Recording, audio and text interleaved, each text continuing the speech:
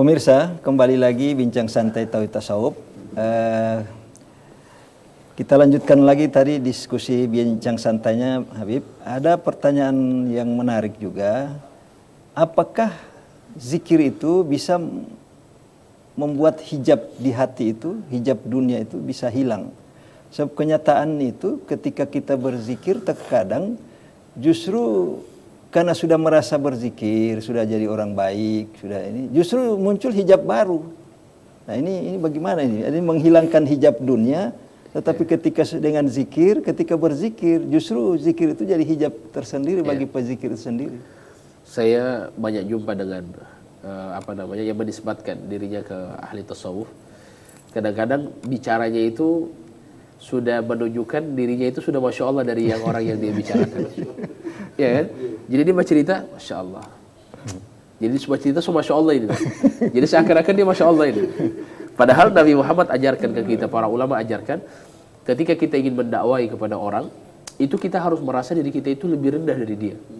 Harus seperti itu, supaya dakwah kita bisa diterima. Sekarang tidak, coba cerita. Jadi itu enak ketika sudah, pokoknya coba cerita ini masya Allah. Jadi saya dengar, oh masya Allah.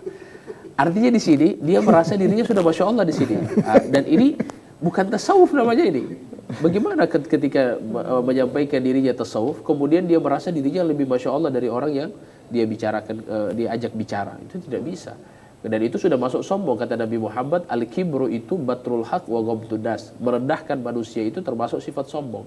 Seorang kaya tidak bisa merendahkan, tidak bisa merasa dirinya lebih mulia dari miskin. Yang punya ilmu tidak bisa merasa mulia daripada yang bodoh. Ya, yang punya jabatan tidak bisa merasa mulia yang tidak punya jabatan. Itu kan tasawuf sebenarnya. Nah, jadi intinya tasawuf ini ya itulah, kadang-kadang ketika sudah fokus langsung masuk kepada rada dekat dengan Allah tanpa dibersihkan hati, jadinya begitu. Yang saya pahami begitu. Artinya langsung dia merasa dirinya sudah masya Allah, langsung dia belajar, langsung dia hantam dengan Allah, pokoknya dia tidak punya pusing dengan sombong. Akhirnya dia tidak, tanpa dia sadari dia lupa ada ujub di situ. Ujub itu kan yang bikin, masya Allah, ada sumber zikir. Saya sumber zikir, ada sholat, ada ibadah luar biasa, ada berzikir tiap hari sekian misalnya. Jadi dia merasa dia itu yang bikin, dia merasa, artinya walaupun di setelah itu ini Allah yang bikin. Coba dia merasa ketika lihat orang yang tidak seperti dia, dia rendahkan itu orang. Dia merasa dia lebih dekat dengan Allah dibandingkan orang itu. Nah, ini kan setan punya kerja kan, ada khairu minhu kan. Nah, itu yang bahaya. Oleh karena itu memang pentingnya untuk tasfiyah, membersihkan hati. Ya. Dan khususnya dalam masalah riya, sombong, ini penyakit yang menghijab pastinya, itu dunia pastinya. Nah, saya pernah jumpa ada satu orang kisahkan, dia lagi dakwah, lagi kasih keliling-keliling, dia lagi datang ke rumah satu orang, dan itu dikenal dengan ahli sering ikut tarekat begitu. Saya tidak sebut tarekat apa. Ketika ini orang datang, Assalamualaikum, Waalaikumsalam, mau ajak ke masjid, langsung ini yang menisbatkan dirinya ke ahli tasawuf, langsung dia pura-pura tabasu. Mari bilang, saya Rasulullah Sallallahu Alaihi Wasallam. Jadi ini orang yang dakwah, dia juga langsung pintar. Ada bikin kerja ini pura-pura pasti ini. Jadi dia juga pintar, dia bikin kerja. Dia bilang, oh ya Rasulullah, dia pura-pura juga. Masya Allah, kami sangat rindu dengan engkau. Kami pengen jumpa dengan engkau. Dia begini, iya. Ya Rasulullah, karena saking rindunya kami ingin mendengar Anda membaca kepada kami surat Al-Kahfi. Dia suruh baca surat Al-Kahfi karena dia suruh mengaku Rasulullah kan. Rasulullah pasti tahu kan. Karena kalau suruh baca Al-Fatihah tidak mungkin toh, dia pasti hafal. Suatu orang bacakan surat Al-Kahfi, langsung begini dia. Rasulullah sudah keluar. Artinya ini masya Allah, ya memang banyak sekali kisah-kisah di luar sana yang model-model begini. Ya bahkan orang yang merasa dirinya lebih mulia dari orang lain, maka di sini insya Allah kita harus hindari. Artinya tasawuf itu adalah merasa dirinya rendah di hadapan Allah, dan di hadapan makhluk dia merasa dirinya paling. Saya kasih kasus kisah terakhir ini Pak Dokter. Ada namanya Habib Abu Bakar Al-Adani, beliau dari Hadramaut. Waktu itu beliau disuruh sama ayahnya untuk keluar cari makhluk yang paling hina dari kamu. Dia cari keluar. Dia lihat pemabuk. Ketika dia lihat pemabuk, ketika dia sudah mau pergi, dia bilang ini pemabuk lebih rendah dibandingkan saya. Dia mau pulang ke rumah, dia mau sampaikan kepada ayahnya. Dia berpikir ini orang mabuk kalau tobat, ketika dia tobat dosanya diampuni sama Allah, dia lebih mulia dari saya. Oh tidak, dia lebih mulia dari saya. Akhirnya terakhir dia jumpa dengan anjing yang sudah pincang, penggo kalau kita orang bahasa, so penggo, kemudian kerebus, taruh di got. Artinya sudah tidak lagi dihiraukan sama manusia. Sudah najis lagi kan? Dia berpikir, ini anjing najis, sudah penggo, tidak kakinya sudah tidak bisa jalan bagus, dia najis lagi. Sudah. Kayaknya ini lebih rendah dari saya. Sudah. Artinya ini makhluk lebih rendah dari saya. Dia pergi. Ketika dia di jalan dia berpikir, itu anjing nanti ketika dihisap oleh Allah, ya, dihisap oleh Allah, itu dia tidak masuk surga, tidak masuk di neraka. Langsung Allah katakan kun turaban, jadilah engkau debu. Jadi hewan itu jadi debu ketika di padang mahsyar. Tidak ada yang masuk surga, tidak masuk neraka kecuali anjing Ashabul Kahfi yang memang dikhususkan sama Allah. Ketika seperti itu, langsung dia berpikir, kalau saya setelah dihisap sama Allah belum tentu saya masuk surga, bisa jadi saya masuk neraka. Bayangkan. Jadi dia berasa, bayangkan sampai anjing pun dia merasa dirinya lebih rendah.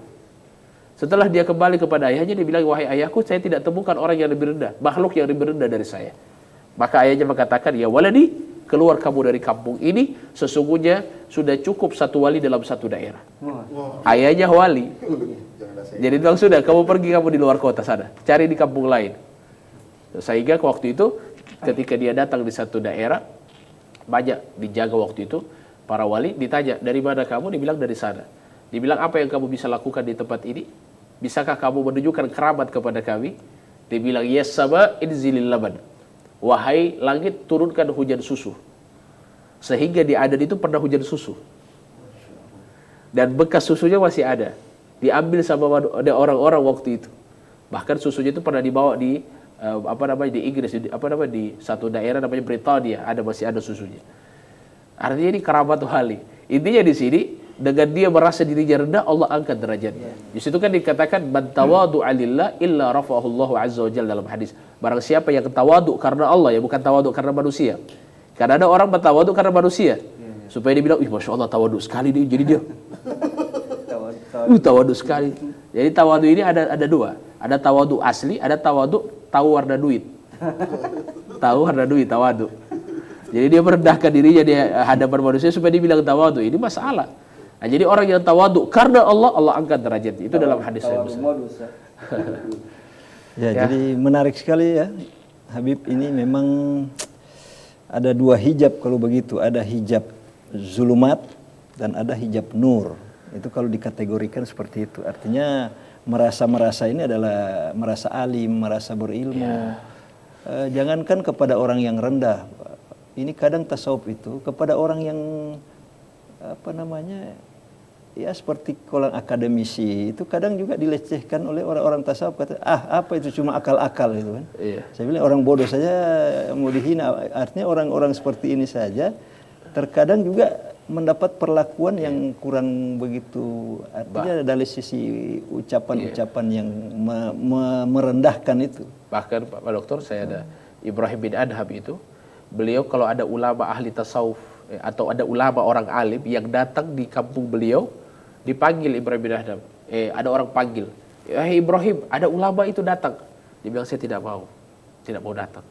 Ditanya kenapa? Saya takut ketika datang ke dia, kemudian kami bicara ilmu, bicara bahasa yang bagus, sehingga timbul riya di dalam hati kami. Sampai tidak mau. Jadi sampai seperti itu. Artinya mereka khawatir. Kita orang kadang-kadang kalau tasawuf cerita. Jadi artinya timbul, Masya Allah, terus dekat dengan Allah ini. Iya kan? Ini yang bahaya sebenarnya. Jadi bayangkan mereka itu sampai begitu, mereka tidak mau ngobrol. Mereka diam. Takut dalam hatinya itu timbul rasa ujub, timbul rasa kibir, timbul rasa saya memperindah bahasa. Bahaya. La ilaha illallah. Oke, itu dulu. Jadi tasawuf ini making hati terluka-luka. Artinya sehingga kita orang punya batin dia memang hancur betul. Ya, memang tasawuf ini intinya adalah latihan. Jadi latihan itu kata guru kami juga itu bukan untuk orang lain, tetapi lebih banyak latihan itu untuk diri sendiri. Hanya memang karena kita dibatasi oleh waktu, ya, atas izin Allah kita bisa bertemu pada kesempatan ini membincangkan hal-hal yang urgen, bukan hanya di dunia tasawuf tetapi di dunia Islam. Karena persoalan terikat batin kepada dunia ini adalah persoalan seluruh umat manusia, ya. Dan kita bagaimana untuk membersihkan hati melalui metode tasawuf, tetapi bukan kemudian setelah kita masuk tasawuf merasa bersih hati. Artinya setelah kita melewati proses pembersihan hati, justru kita harus merasa bahwa hati kita ini masih kotor.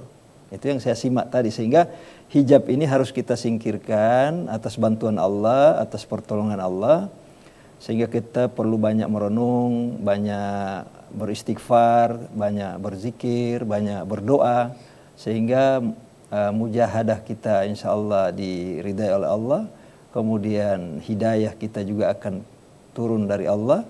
Hidayah dalam arti bukan sekedar tunjukilah kami kepada jalan yang lurus, tetapi antarkanlah kami kepada jalan yang lurus itu.